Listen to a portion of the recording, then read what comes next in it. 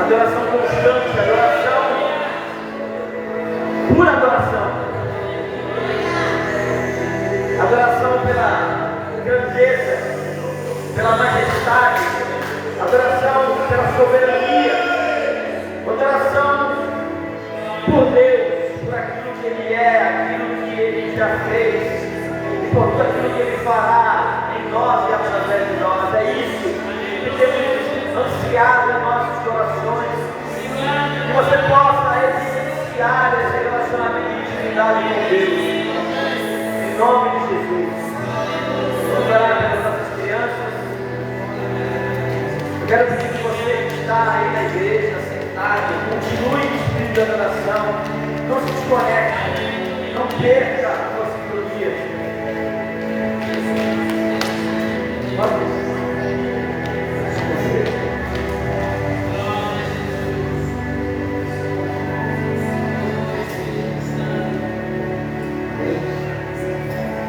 Senhor, queremos te agradecer pelos nossos filhos, pelos nossos pequeninos, homens e mulheres sendo forjadas e construídas na tua presença. Que nosso departamento infantil possa estar somando com os pais e com as famílias aquilo que o Senhor tem para a vida delas, para a vida deles. Que eles possam ser cheios da presença do Espírito. Abençoa, usa e capacita nossos professores em nome de Jesus. Amém. Peço que batalha por ele.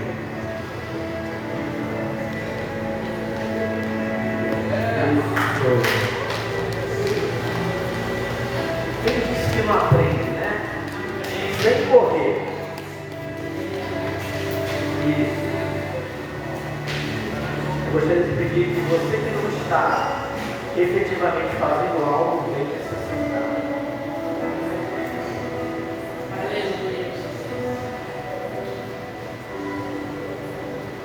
Aqui na nota certa são 10 para 2, 7 para 2, certo?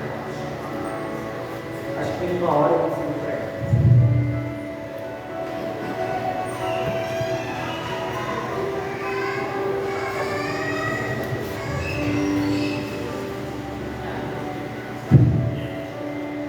Quem estava aqui quarta-feira? Levanta a mão. Levanta a mão alta sempre eu ver. Então, uma quantidade pequena das pessoas que estavam. Vocês vão rever boa parte da mensagem, daquilo que eu preguei na quarta-feira. E eu confesso que está difícil para mim. Eu fiquei hoje praticamente o dia inteiro tentando fazer isso.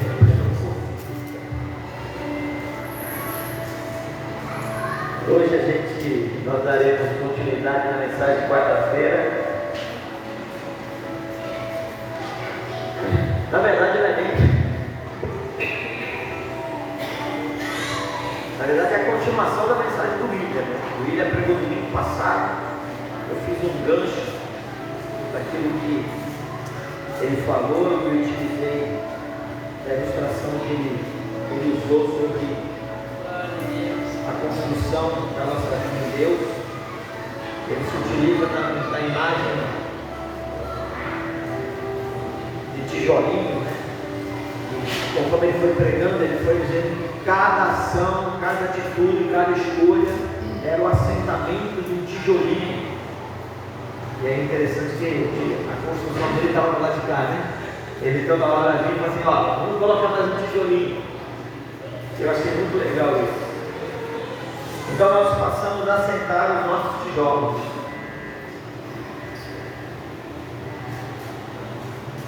Essa construção.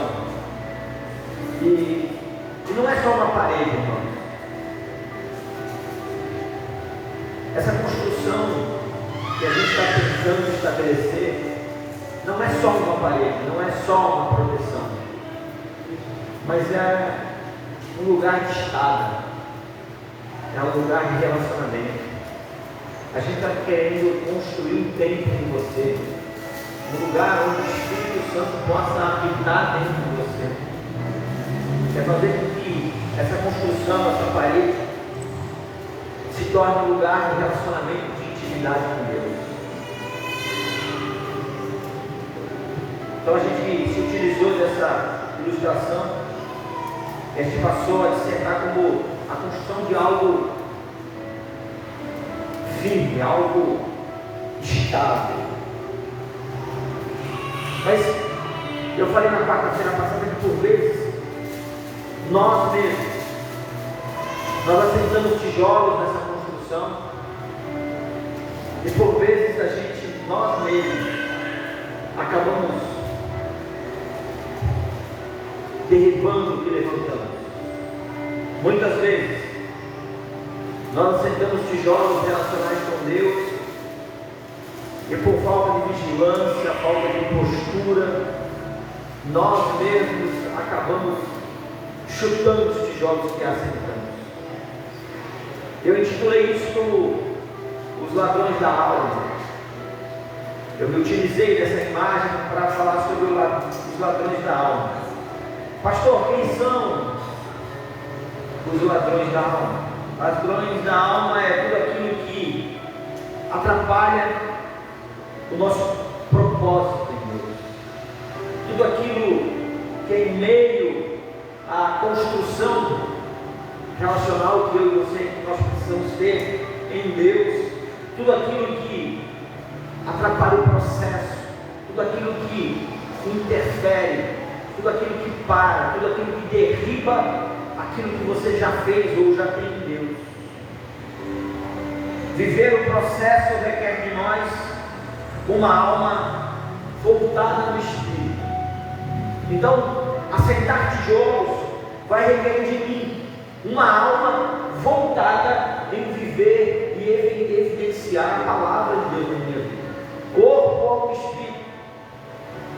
Se eu tenho uma alma voltada no Espírito, eu sou um construtor de relacionamento em Deus. Se eu sou um construtor baseado na carne, eu vou construir aquilo que vai um dia cair, vai ser destruído. Então, ter a alma guardada, ter a alma resguardada, ter a alma protegida dos ladrões, é requerer de mim uma alma voltada para o Espírito. Você está comigo? Você está conseguindo entender o que eu estou falando? Nós somos tricotômicos, corpo, alma e espírito. A alma é o fiel da balança. Enquanto eu construo na carne, as minhas escolhas vão pentear para uma construção de vida, aonde a construção de vida na carne leva à morte. A Bíblia diz isso. Agora, uma alma voltada ao Espírito me leva a uma construção de vida voltada para o Espírito, para com Deus. Você está comigo? Você está entendendo para onde a gente tem que andar? Quem tem sido o ladrão da sua alma então? O tempo tem te roubado. Ele é o grande vilão da sua alma. Os seus desejos, as suas vontades, porque vontade é uma coisa, desejo é outra. Elas somam e destroem, ou elas somam e constroem. Você acabou de cantar aqui que você deseja Deus, você quer Deus. Desejos, vontade de adorá-lo, vontade de buscá-lo, constrói. Mas quais são os desejos e as vontades? Suas necessidades têm sido o grande ladrão, tem roubado você. Prazeres, medos, temores. Os teus olhos, eles têm sido o ladrão da sua alma. A Bíblia diz que os olhos é a janela da alma. Aonde você tem colocado os teus olhos? Os teus ouvidos, a tua boca. Essa construção diária de vida com Deus cada ação que temos, a cada ato que fazemos, temos a oportunidade de assentar um tijolo. A questão é, nesse processo de construção, o que você tem assentado na sua construção? Nós temos um pedreiro ali, irmão cheio. Temos um Vinícius também, que escondeu a rapadura durante o tempo, mas acabou descobrindo. É pedreiro também. Não se faz uma construção com tijolos tortos. Você começa a assentar escolhas, desejos, vontades, de forma desequilibrada, fora do prumo, vai dar ruim, a parede vai cair, a construção não vai permanecer. Logo, parar ou atrasar nosso processo é algo que sempre estará destruindo o propósito que Deus tem para mim e para a sua vida. Eu queria que você por um instante parasse e pensasse nisso. Você entende que existe um propósito, você entende que existe um processo. E qual é a leitura que você faz hoje da sua vida em meio a essa caminhada, em meio a essa construção? Aonde você está? Como está a construção?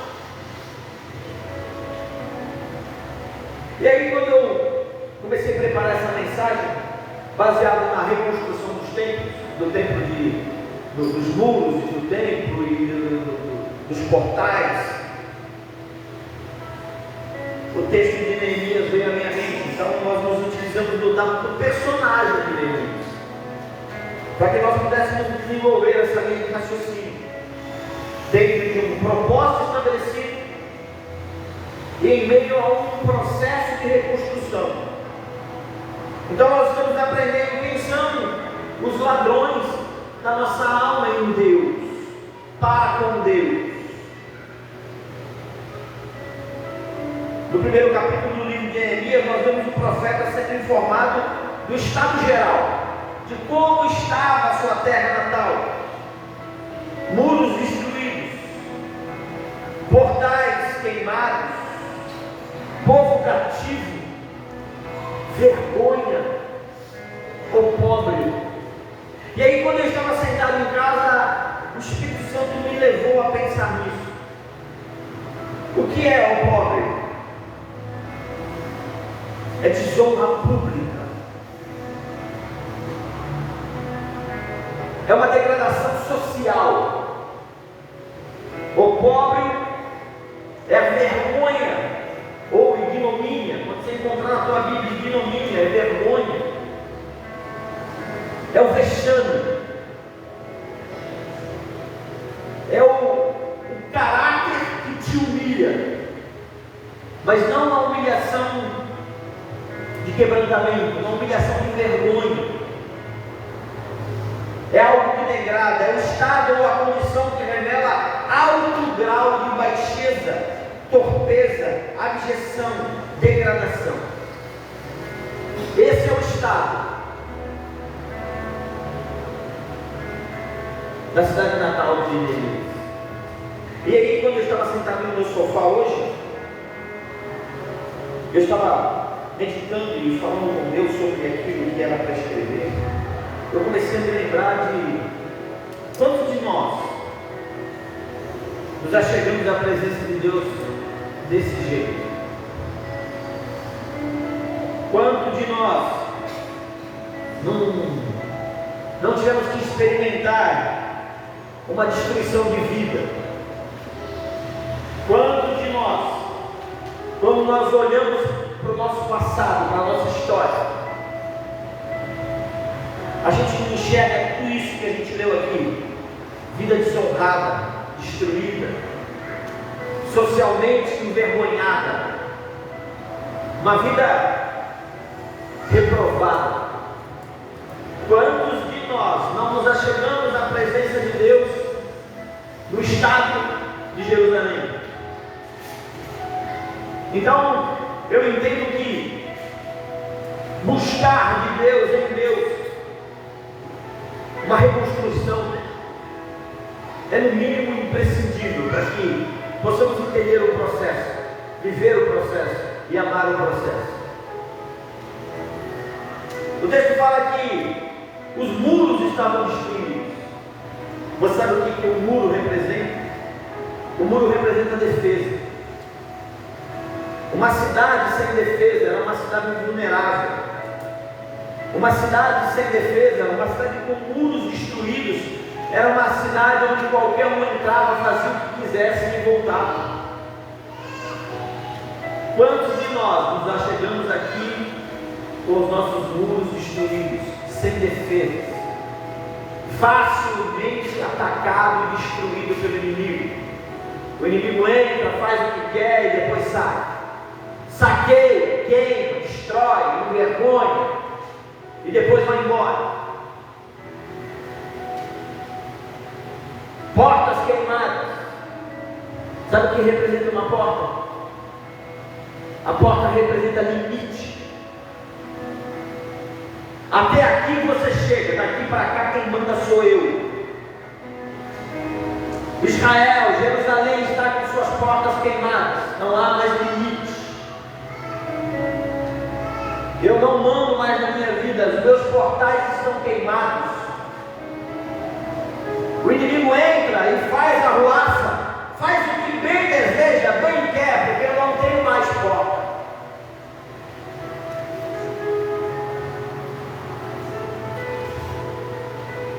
Obrigado.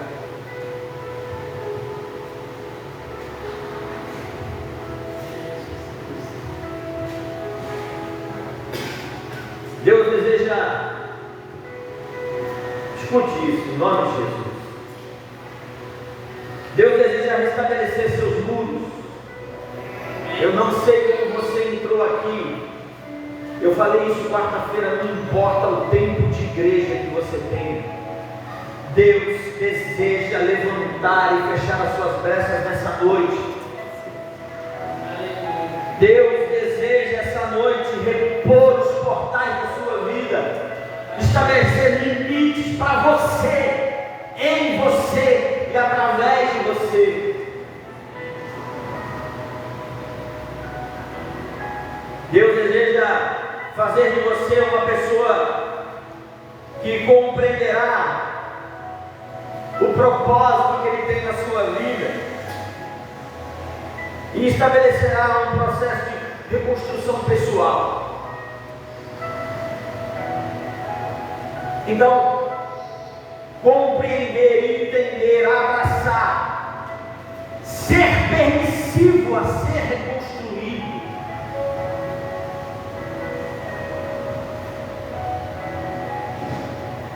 Talvez você esteja gostando de não ter muros, de não ter porta.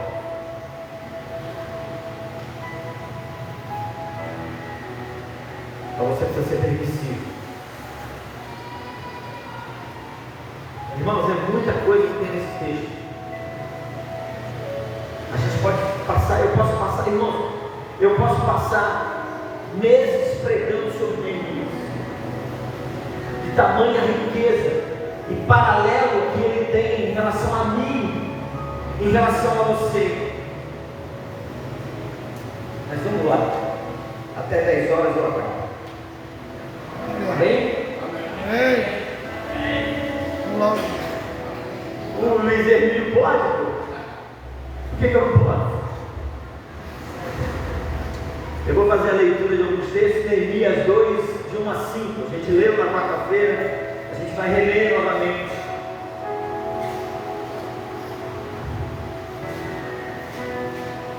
De 1 a 5.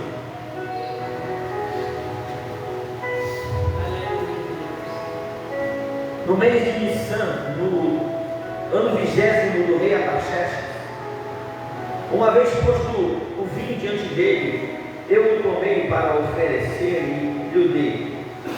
Ora, eu nunca antes estivera triste diante dele.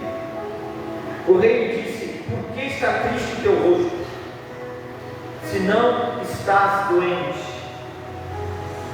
Tem certeza da tristeza do coração. Então temi sobremaneira e respondi: viva o rei para sempre. como não me estaria triste o rosto se a cidade onde estão os sepulcros de meus pais está assolada e tem as portas consumidas pelo fogo? Disse meu rei: que me pedes agora? Então orei ao Deus dos céus e disse ao rei: se é do agrado do rei, e se o teu servo acha mercê em tua presença, peço-te que me envies ajudar a cidade dos sepulcros de meus pais, para que eu a reedifique. E aí eu fiz um breve resumo sobre a vida de Neemias na quarta-feira. Neemias era um escravo do palácio do rei. No entanto, apesar de ser escravo, apesar de estar fora da cidade natal, apesar de ele estar vivendo aquilo que supostamente ele gostaria de estar vivendo, o texto diz que ele nunca antes estivera triste diante do rei. Então, eu falei na quarta-feira que um dos primeiros ladrões que a alma, um dos primeiros ladrões da nossa alma que nós identificamos é o estado que nos encontramos mediante a todas as circunstâncias. Eu estava falando aqui na escola bíblica dominical sobre que às vezes as pessoas me procuram e falam: pastor, estou com dificuldade. E aí eu tenho que identificar, conversar com a pessoa sobre aquilo que está acontecendo, para saber se é uma questão física. O próprio rei vai falar ali no texto, ele percebe a tristeza de Neemias e pergunta por que ele está triste, se você não está doente. Eu costumo perguntar isso para as pessoas: é físico? Está cansado fisicamente? É espiritual? Ou é a alma que está abatida?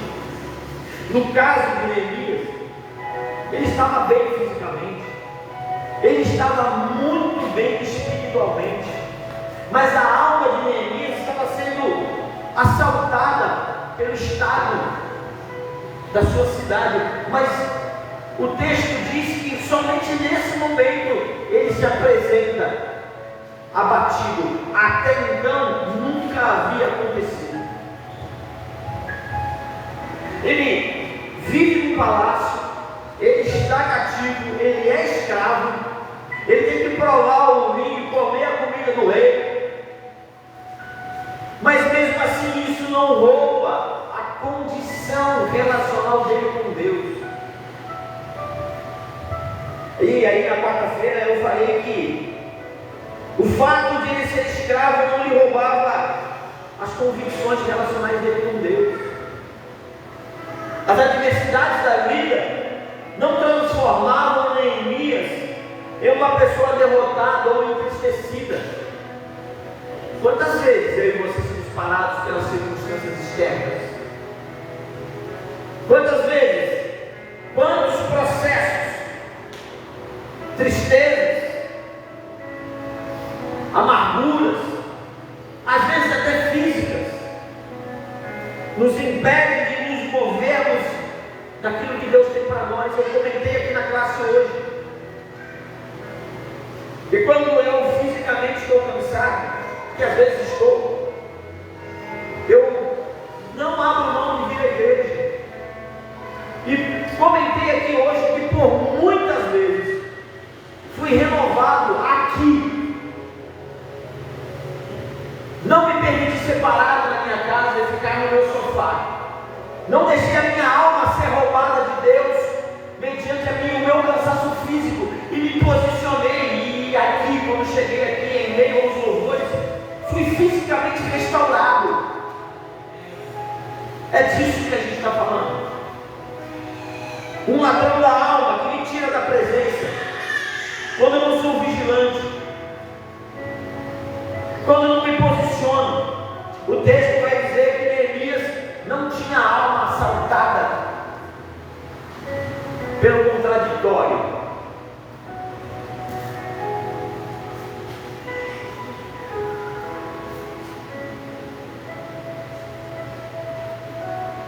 Eu coloquei aqui quantas vezes somos parados pelas nossas tristezas, quantas vezes permitimos nosso inimigo impedir a colocação de um tijolo em nossa construção, ou até derrubar aquilo que já temos nele. Eu estava conversando com uma pessoa, inclusive falei isso com o Lohan hoje. Sabe, irmãos, olha só, presta atenção, escuta o que eu vou lhe dizer. Eu sou pastor nesse lugar. Eu puxei a orelha do Lohan hoje por causa disso.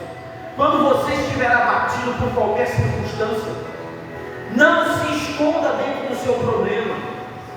Me procure. Procure alguém de confiança na igreja. Porque talvez essa construção que você está fazendo, em dado momento, quando você não divide, você entra em, como é que se chama? Demolição. Você entra em demolição pessoal. E aí um problema, Lohan, leva você a tirar o tijolo que você tinha colocado. E aí, aquele tijolo derribado traz uma tristeza, uma amargura, porque você tinha conquistado algo em Deus e agora você mesmo fez com que aquilo caísse. E aí o inimigo começa a utilizar isso contra você e começa a bater a sua alma, e daqui a pouco ele leva você a uma segunda instância, a um segundo momento, e você derruba outro tijolo. E a Bíblia vai dizer que um abismo chama outro abismo. Um tijolo derrubado impulsiona ou direciona a destruição de outro tijolo. E daqui a pouco toda a construção que você teve está tudo no chão. Escute, em nome de Jesus, isso aqui é uma igreja, isso aqui é um lugar onde a gente divide problemas. Quando você estiver passando por alguma circunstância, você está vendo que aquilo que você tem construído está sendo derribado, procure alguém, não fique só. Não permita que o inimigo da sua alma te roube daquilo que você já tem. Amém? Você está entendendo onde a gente está? Amém, Lohan? Estamos juntão? Amém. Eu falei também, Neemias 2:10.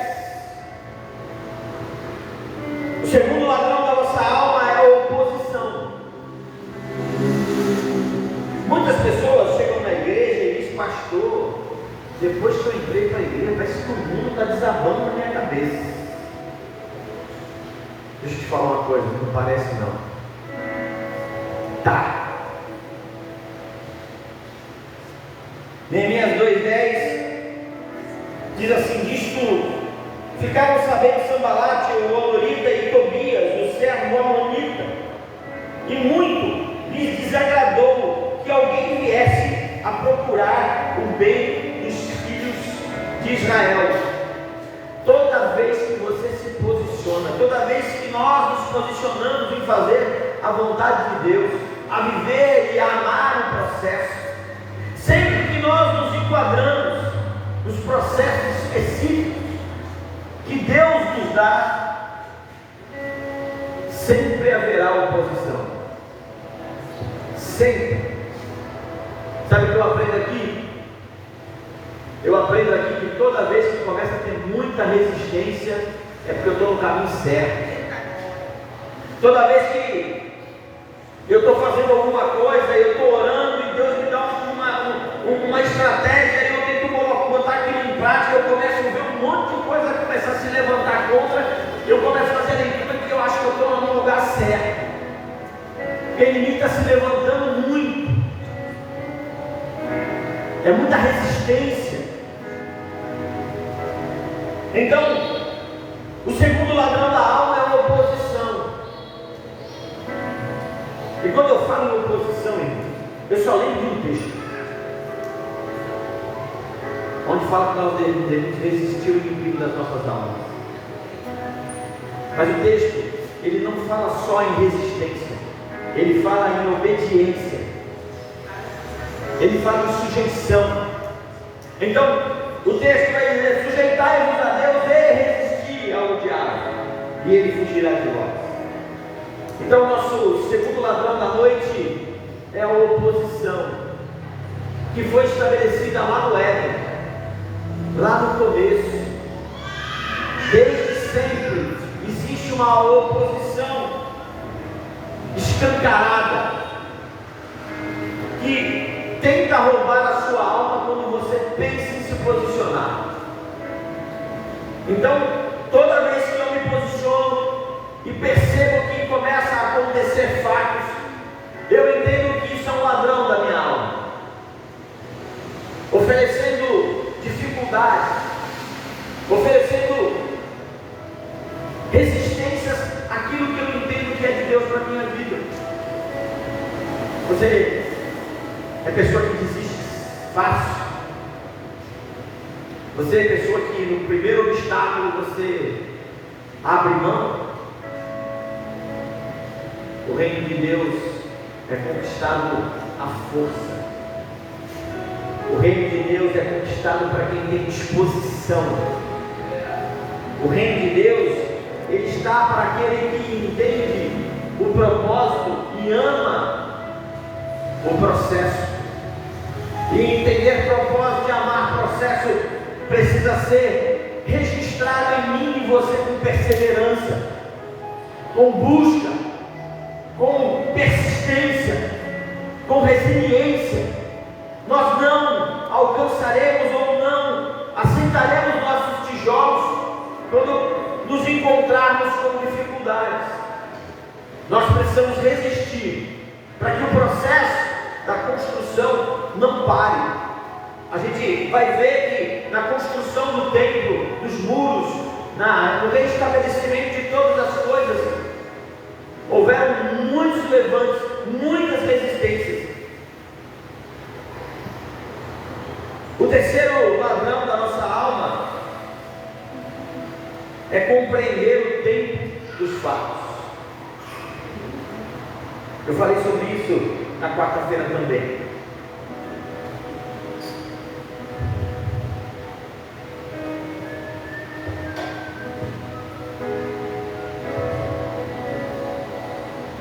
No capítulo 1, o texto vai dizer que Neemias chora o estado da sua cidade natal. Neemias 1,4 diz assim: tendo eu ouvido essas palavras, assentei-me e chorei, e lamentei por alguns dias, e estive jejuando e orando perante o Deus dos céus. Já em Neemias 2, do 11 ao 18, ele vai trazer um relato. Ele vai dizer lá, a partir do versículo 11: cheguei a Jerusalém, onde estive 3 dias.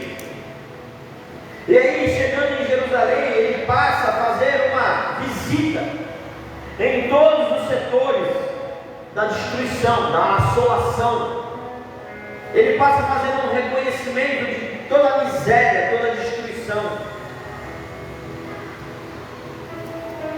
Ele vai dizer, um pouco mais para baixo: estáis vendo a miséria em que estamos, Jerusalém assolada e as suas portas queimadas. Vinde, pois, reedifiquemos os muros de Jerusalém e deixemos de ser vergonha, ó pobre. E lhes declarei com a boa mão do meu Deus, que estivera comigo. E também as palavras que o rei me falara. Então disseram: exponhamos-nos e edifiquemos, e fortaleceram as mãos para a boa obra. Quando eu estava estudando e lendo isso, eu fiquei pensando: quantos de nós não estão lambendo feridas há anos? Quantos de nós não passamos por coisas ruins? Quantos de nós não sofremos perdas? Ou quantos de nós não fomos aqueles que geraram todo o problema? E independente daquilo que vivemos lá atrás, não conseguimos sair de lá e permanecemos presos ao passado. O texto vai dizer que quando ele ouve o problema, quando ele escuta o estado que está Jerusalém, ele por um período chora, pranteia, jejua, ora ao Deus do céu. esses três, que há tempo para todas as coisas debaixo do sol. Este ladrão de alma tem destruído a vida de muita gente. O que passou, passou, irmão.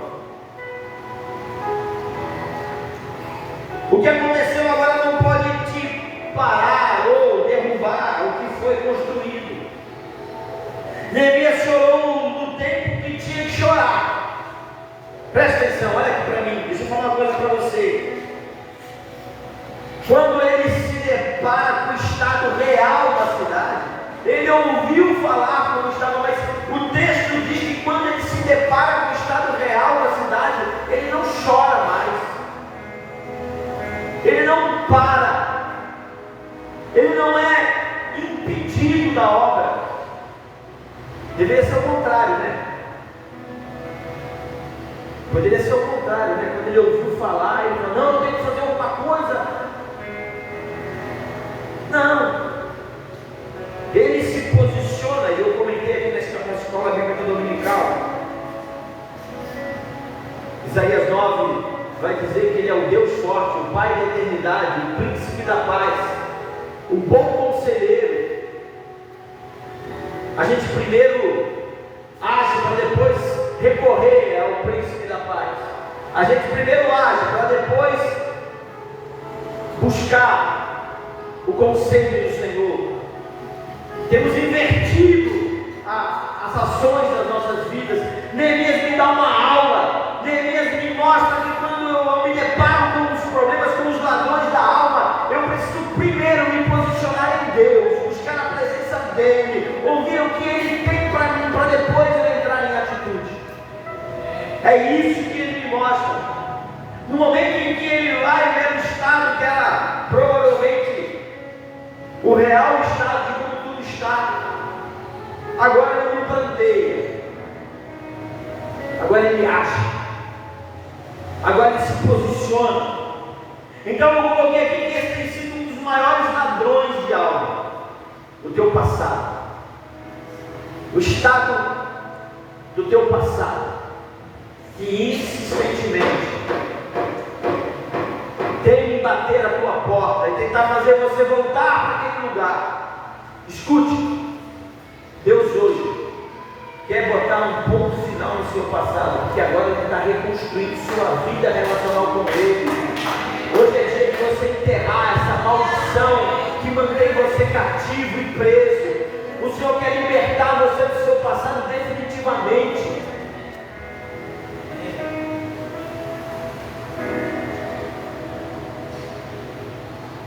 Vendo literalmente o estado de Jerusalém, Neemias entende que agora é hora de agir.